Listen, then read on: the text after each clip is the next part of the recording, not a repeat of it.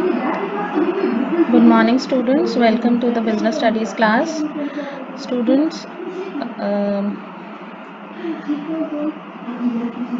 we all know that we were doing cooperative organization, and we are all aware of now what is a cooperative organization, what are its features, what are its merits and demerits. If you have still not studied, please go and study first. Okay, before watching this video, you should know what is a cooperative society, what's features, merits and demerits, right? So today we'll start with types of cooperative organizations. What are types of cooperative organization? There are primarily six categories of cooperative organizations. First is consumer cooperative society, second is producers cooperative society, third is cooperative marketing society, fourth is cooperative credit society, then cooperative farming society, then cooperative housing society.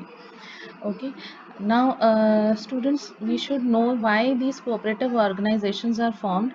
People are having same interest, who are having same interest join their hands together, and they form a cooperative organization. Okay, so first one is consumers cooperative society. Consumer cooperative society कोई क्यों बनाएगा? Because consumers don't want to get themselves exploited from the in the hands of middlemen or the manufacturers. So what they do is they eliminate the role of middlemen in the distribution process. So they buy directly from the manufacturer, who are selling them the goods at a reasonable prices.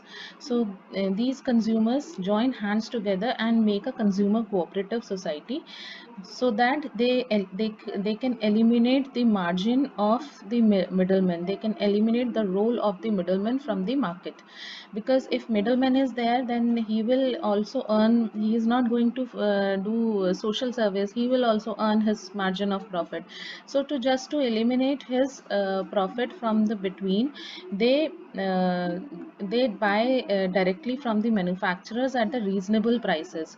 So what is the objective of buying directly from the manufacturers, or what are the objectives of consumer cooperative societies is कि हमारे पास जो supply है essential goods की, वो steady supply रहती है. कोई black marketing नहीं कर सकता, होर्डिंग नहीं कर सकता, which generally middle man are always involve in. जो जितनी भी ब्लैक मार्केटिंग या होर्डिंग होती है, मिडल मैन करते हैं, जो डिस्ट्रीब्यूटर्स होते हैं आपके. ठीक है, तो डिस्ट्रीब्यूटर अगर कोई नहीं होगा तो कोई ब्लैक मार्केटिंग नहीं करेगा, कोई होर्डिंग नहीं करेगा. That means you will get your commodities at a reasonable price, and their supply would be steady. Because आप सप्लाई अपने हैंड में ले रहे हो, you are buying directly from the manufacturer, and you are buying in bulk, so the manufacturer is also happy to sell you. ठीक है, generally the members of cooperative society is large. So if the consumers are buying in bulk quantity, then manufacturers are also happy in selling. ठीक है, so they generally they buy directly from the manufacturers to get the commodities at a reasonable price. So the main objective is to have a steady supply of essential goods. Then second is to eliminate the profit margin of the middleman and to get the goods at the reasonable prices. Because of eliminating the middleman, you get the goods at reasonable prices. ठीक है, then you are buying directly from the manufacturer. So when you are जब आप convinced हो, you are convinced with the quality of goods that the manufacturer is selling, then only you are buying. So you'll get the high quality of goods and services. If you are not satisfied with the quality which the manufacturer is selling to you, you are not going to buy from him. You'll look for some other alternative. So to ensure the quality is in your hands now. ठीक है, ये there is no middle man in between. वो ये कहेगा नहीं जी, पीछे से माल यही आ रहा है, आपको तो ऐसा ही यही इसी तरह का मिल रहा है, because he is earning his profit margin from that particular manufacturer, right? So you have better choices, you have better alternatives, you can choose your own best possible alternative, and you can get the good supply of goods and services of high quality. Okay, Then second cooperative society is producers cooperative society. सी society में हर एक producer या हर एक manufacturer उतने higher level या large level का नहीं होता. देर आर सब small producers also in the market जिनके लिए सर्वाइव करना ही बहुत मुश्किल होता है. They are not able to procure their raw materials at reasonable prices. Raw material ऐसा नहीं है कि जहाँ आपकी फैक्ट्री है वहीं पर आपको पास में मिल जा रहा है. आप हो सकता है आपको रॉ मटेरियल अगर सिडकुल में मेडिसिन बन रही हैं तो आप कहाँ से आप रॉ मटेरियल आ रहा है. आपका रॉ मटेरियल अहमदाबाद से भी आ रहा है. आपका रॉ मटेरियल महाराष्ट्र से मुंबई से भी आ रहा है. आपका रॉ मटेरियल बहुत से दिल्ली से भी आ रहा है. तो बहुत सारे जगहों से जहाँ जहाँ पोर्ट्स हैं वहाँ से आपके रॉ मटेरियल आ रहा है आपका. ठीक है, जनरली सी रूट से आता है. तो पोर्ट्स जहाँ जहाँ हैं आपका रॉ मटेरियल वहाँ से आता है. तो चेन्नई से भी आता है. राइट. सो अब इतनी दूर दूर से रॉ मटेरियल मंगवाना is not a joke for a small producer. It takes a very high cost. उसके लिए कॉस्ट बहुत हाई पड़ जाता है. ठीक है. Then to have a latest technology of machines वो भी अफोर्ड कर पाना एक स्मॉल प्रोड्यूसर्स के लिए it is a difficult task. So what they do is all the small producers they join hands together and form a producers cooperative society. तो दो तरह के कोऑपरेटिव सोसाइटीज होते हैं. एक प्रोड्यूसर्स कोऑपरेटिव सोसाइटी होती है जो रॉ मटेरियल इनपुट से मशीनरीज प्रोड्यूसर्स को प्रोवाइड कराती है. ठीक है, एट रीजनेबल रेट्स. देन एक सेकंड होती है the one which sells goods produced by these producers. और एक जो होती है वो गुड्स जो प्रोड्यूसर्स प्रोड्यूस कर रहे हैं वो उनको सेल करने में डायरेक्टली मार्केट में सेल करने में हेल्पफुल होती है. क्योंकि वो डायरेक्टली अपने गुड्स की मार्केटिंग या एडवर्टाइजिंग नहीं कर सकते या बीच में से मिडल मैन को हटाना है तो they sell the goods directly to the consumers. The profit of the producers cooperative is distributed in proportion to the goods sold by each member of the society. और प्रॉफिट किस तरह distribute होगा. आपने जितना आपने गुड्स सोल्ड किए आपके उतने आपका प्रॉफिट मार्जिन हो जाएगा. ठीक है. The main objective of producers cooperative main objective क्या है कि आपका रॉ मटेरियल इनपुट या आप जितने भी आपके रॉ मटेरियल्स हैं वो रीजनेबल प्राइस पे आपको अवेलेबल हो जाए. Then new technology of production आप इजीली अडॉप्ट कर पाओ. ठीक है, लेटेस्ट मशीनरी आपको प्रोवाइड करवा दी जाए. To ensure smooth distribution and sale of goods produced by the members. Smooth distribution और यस गुड्स सोल्ड हो जाए by that are produced by the small producers. Helping the producers to concentrate their attention on production of goods. अगर distribution sales raw material machinery इन सब की tension उनके ऊपर से हट जाए तो they can focus more on the production part which is their main motive. उनका मेन बिजनेस क्या है, गुड्स प्रोड्यूस करना. ठीक है, तो गुड्स प्रोड्यूस करने पे वो ज़्यादा फोकस कर सकते हैं when raw material is easily available to them at a reasonable price. When they are if they want new machineries or latest technology that is also being provided to them at a reasonable rate. And if their goods are also sold in the market with smooth distribution, then their more than half of the headache is solved. They just have to concentrate on the production of goods. So producers cooperative society helps small producers. All the small producers join their hands together and they form a small cooperative society. Then cooperative marketing society. What is cooperative marketing society? Marketing, as the word suggests, small producers जो अपने goods sell नहीं कर पाते at a good profit, and उनका जो output होता है या उनके प्रोडक्ट्स हैं वो प्रोड्यूसर्स वो सारे एक जगह लाते हैं and they sell it together at a best price. Then such a society helps to improve the bargaining power and competitive position of its members.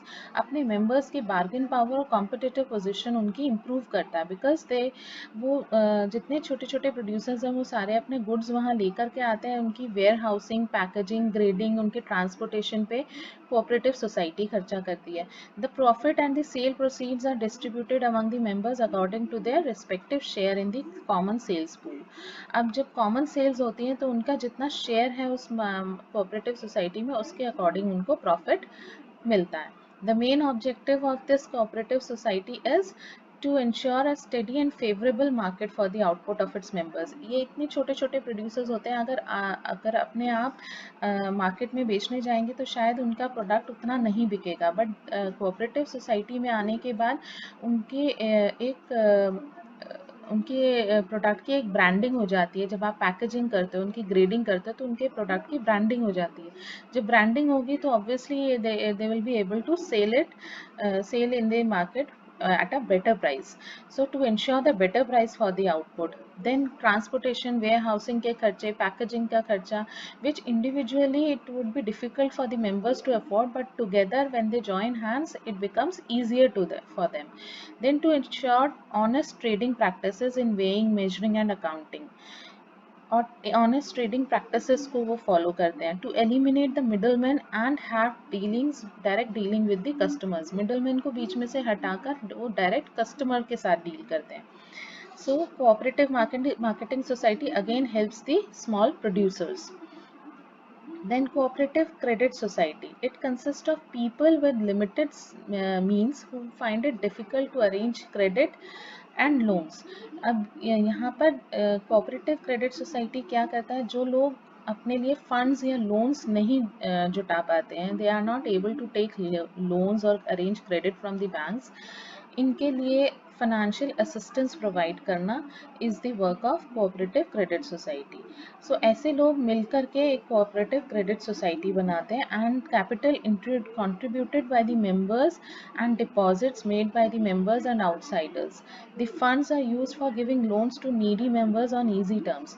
वो एक साथ मिलकर के कुछ कुछ कंट्रीब्यूशन अपने कोऑपरेटिव क्रेडिट सोसाइटी में करते हैं और फिर जो एक लमसम अमाउंट होता है जिसको भी लोन्स चाहिए, नीडी मेंबर्स हैं उनको लोन्स दे दिए जाते हैं.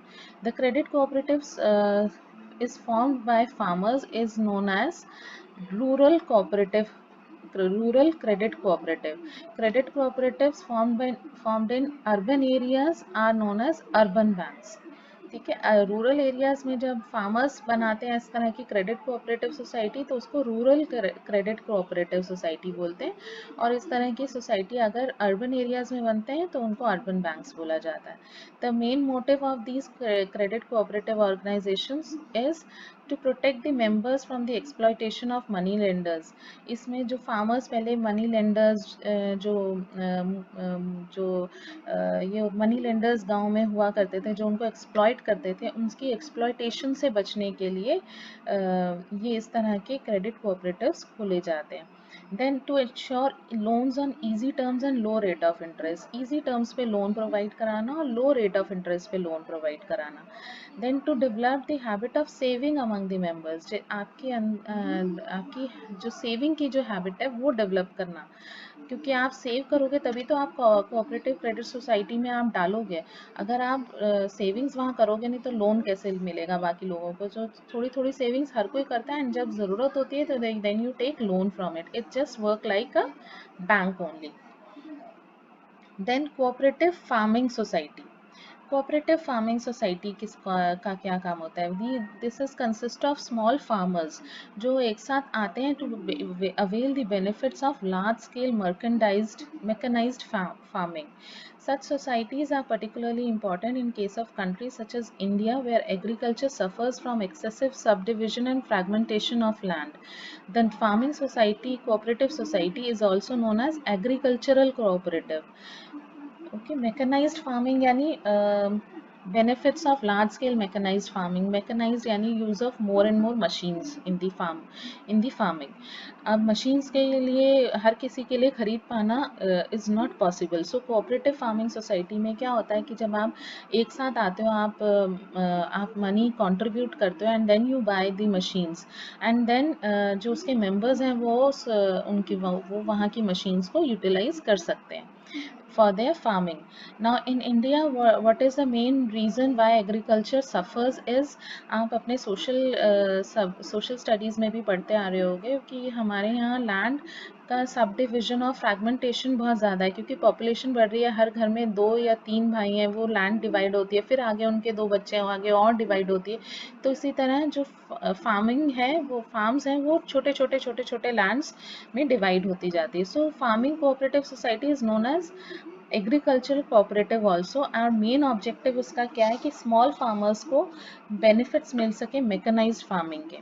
ठीक है, जितने फार्म्स आपके छोटे होंगे आपको उतना ही नुकसान है, और जितने आपके फार्म्स बड़े होंगे आपको उतना फ़ायदा है, right. So providing improved seeds, fertilizers, irrigation and other modern techniques, seeds, fertilisers और इरिगेशन टेक्निक्स, इस तरह की सब चीज़ें अवेल कराना टू द स्मॉल फार्मर्स।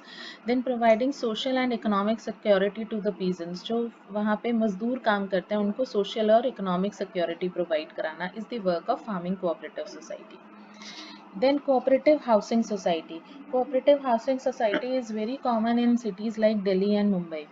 यहाँ पर बहुत सारे like Dwarka and Gurgaon and in Faridabad, Ghaziabad, you see many cooperative society, housing societies, apartments, आपको इतने सारे अपार्टमेंट्स मिलते हैं, पर हर एक सारे बिल्डर्स के बनाए हुए नहीं होते, कुछ कोऑपरेटिव हाउसिंग सोसाइटीज़ होते हैं, उनके नेम्स में लिखा भी होता है। ठीक है, so these societies are formed by the people who join hands together, जिनको एक सिटी में हाउस चाहिए। ठीक है, तो वो क्या करते हैं, वो अब एक साथ आकर के एक बड़ा प्लॉट खरीदते हैं, ठीक है, इन एन अप्रूव्ड कॉलोनी। तो वो एक साथ मिलकर के प्लॉट खरीदते हैं और फिर उसमें वो कंस्ट्रक्ट करते हैं फ्लैट, और अपने ही जो मेंबर्स हैं उनको वो फ्लैट दे दिया जाता है। और मनी वो कैसे देते हैं, it is given by the members on instalment और ईजी टर्म्स में। तो इस तरह से उनको फ्लैट्स बहुत सस्ते पड़ते हैं, because they themselves are working on it. वो खुद ही उसमें इंटरेस्ट लेते हैं, खुद ही अपना जो डिज़ाइनिंग करते हैं कि किस तरह से उनके हाउसेस बिल्ड होने चाहिए। Obviously they would be have consulting contractors and architects, but still when they are supervising themselves, हर चीज़ उनके अपने कंट्रोल के अंडर है। तो ऑब्वियसली जो बिल्डर जहाँ फ्लैट्स दे रहा है और जहाँ वो कोऑपरेटिव हाउसिंग सोसाइटी फ्लैट्स बना रही है, तो आप देखोगे कि ज़मीन आसमान का फ़र्क होता है in the rates, right? So some housing cooperatives provide loans to their members for building houses. कुछ हाउसिंग कोऑपरेटिव्स लोन्स भी देते हैं कि अपने मेंबर्स को घर बनाने के लिए। These societies are very popular in urban areas. Urban areas में बहुत पॉपुलर है। कई बार जो गवर्नमेंट ऑफिस में भी जो लोग काम करते हैं, उस ऑफिस के कुछ लोग मिल कर के एक कोऑपरेटिव हाउसिंग सोसाइटी बना लेते हैं कि सबको घर चाहिए तो चलो एक कोऑपरेटिव सोसाइटी में हाउसिंग सोसाइटी बनाते हैं। और गवर्नमेंट काफ़ी सारे रिबेट्स देती है इनमें, हाउसिंग लोन्स के लिए भी काफ़ी फैसिलिटीज़ देती है गवर्नमेंट। देन जब लैंड अलॉट करती है तो लैंड में भी काफ़ी कंसेशन कर देती है government, because government also want कि पीपल लोग आगे आए और अपने आप कोऑपरेटिव हाउसिंग सोसाइटीज़ के थ्रू अपने घर बनाएं। ठीक है, so the main objective of housing cooperative societies is कि रेजिडेंशियल अकोमोडेशन प्रोवाइड कराना to its members and helping members to purchase houses at lower cost. जहाँ बिल्डर्स बहुत एक्सपेंसिव घर देते हैं, वहीं पर एट रीजनेबल और अफोर्डेबल रेट्स पर हाउसिंग का रेजिडेंशियल अकोमोडेशन प्रोवाइड कराना मेंबर्स को। Then providing civic amenities such as roads, parks, street lights, parking, etc. और जहाँ हाउसिंग सोसाइटीज़ होती हैं, यू नो वेरी वेल, वहाँ रोड्स, पार्क, स्ट्रीट लाइट्स या पार्किंग सब चीज़ें अवेलेबल होती हैं, right. So these were the 6 cooperative societies. Then what is the difference between the partnership and cooperative society? Number of members. Partnership में there should be minimum 2 members, then maximum can be uh, 10 in case of banking business and 20 in case of other types of business, and maximum can be 50 only. In cooperative organization, minimum 10 members are required, and for maximum there is no limit. Minimum members is 10, maximum there is no limit. Then benefits of a partnership firm. In partnership, mutual benefits are restricted to partners only. In cooperative organization, benefit is offered to its members and general public also. सभी members को वो benefits provided होते हैं। यहाँ पे benefits कौन उठाएगा? Partnership में सिर्फ पार्टनर्स। ठीक है, then business. Partnership requires existence of some business, कुछ बिजनेस वहाँ पे एग्जिस्ट करना चाहिए, whereas cooperative societies it is not necessary कि वो वहाँ पे बिजनेस ही करें. It can be formed whenever individual have common need. जब भी कोई इंडिविजुअल्स इकट्ठे होकर के उनकी कोई कॉमन नीड है तो वो कोऑपरेटिव सोसाइटी बना सकते हैं. ज़रूरी नहीं है कि दे आर डूइंग सम और the other kind of business. Then registration here in partnership form, it is optional, but in cooperative society it is compulsory, because a cooperative society has a separate legal existence in the eyes of law. So registration is compulsory for cooperatives and it is optional for the partnership firm. That's all for today, students. I hope the session was clear to you all. Please do make the notes. I'll upload these notes for you on the portal. Goodbye.